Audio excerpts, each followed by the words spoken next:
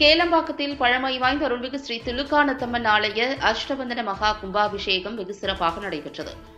செங்கல்பட்டு மாவட்டம் கேளம்பாக்கத்தில் 200 ஆண்டுகள் பழமை வாய்ந்த அருள்மிகு துலுக்கானத்தம்மன் கோவில் சிறிய கோவிலாக இருந்தது.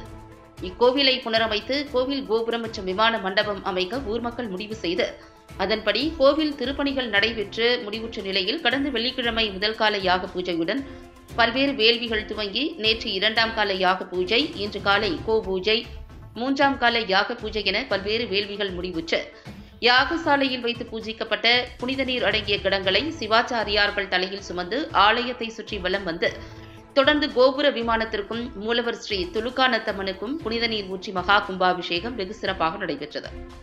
நிகழ்வில் திரளான பக்தர்கள் கலந்து கொண்டு அம்மனை தரிசனம் செய்தனர். தொடர்ந்து அனைவர் மீதும் புனித நீர் தெளிக்கப்பட்டது. அனைவருக்கும் அன்னதானம் வழங்கப்பட்டது.